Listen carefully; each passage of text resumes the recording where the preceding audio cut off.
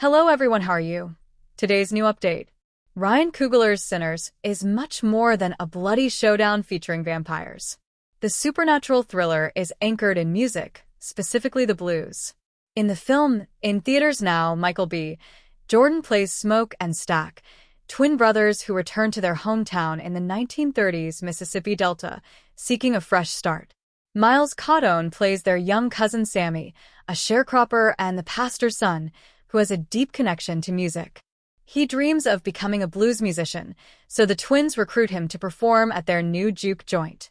There, his preternatural musical ability sets off a chain of supernatural events. To craft the music for Sinners, which became a character of its own within the film, Coogler called on his go-to collaborator, composer Ludwig Göransson. Göransson, who also serves as an executive producer, began sending Coogler songs early on in the development process. At first, Ludwig Göransson thought he would be on the New Orleans set once a week, but he quickly realized how much music the film contained and how embedded it was in the story. There were 29 individual music moments that we had to account for, and we didn't want it to feel like a musical. Serena Göransson, Ludwig's wife, who also executive produced the soundtrack and earns her first credit as music supervisor, tells Variety.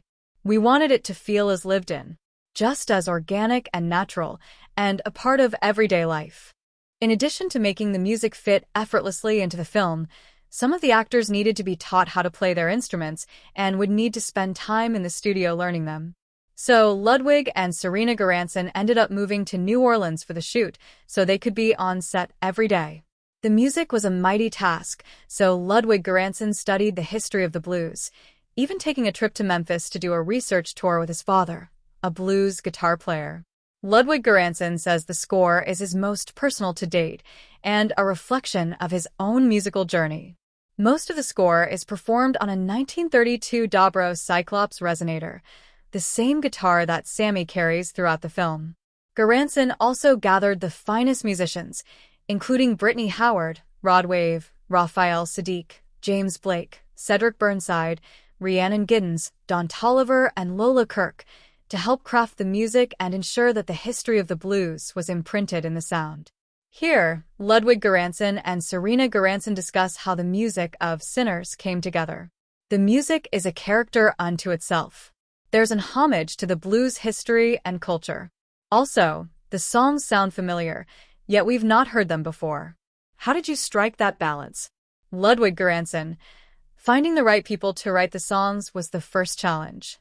I realized pretty early on that the people who were going to write these songs needed to be incredible instrumentalists. That incredible performance with Pearline, Jamie Lawson at the juke singing Pale, Pale Moon was also a conversation that I had with Ryan early on.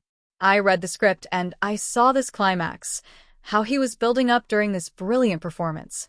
So I was like, what if we have these 7 pages of plot development during this brilliant performance?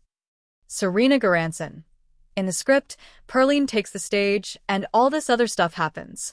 Ludwig had the idea to start the song, and as the action escalates, the song builds and intensifies.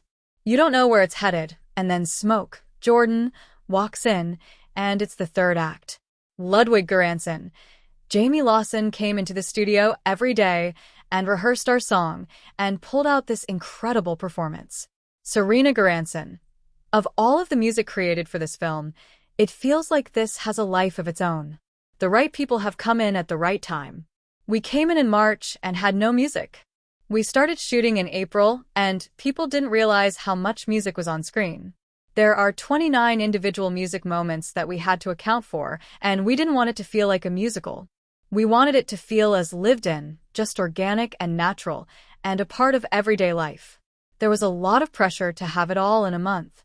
Raphael Saadiq and Ludwig got together to talk about the film, and 2 hours later, there was a song. He went to Brittany Howard and talked about the film, and there was that song. These musicians have had visceral reactions to the film and to, I don't know what it is, maybe seeing themselves in the historical context of it. But it's like these explosions of creativity that have come into it at the right moment.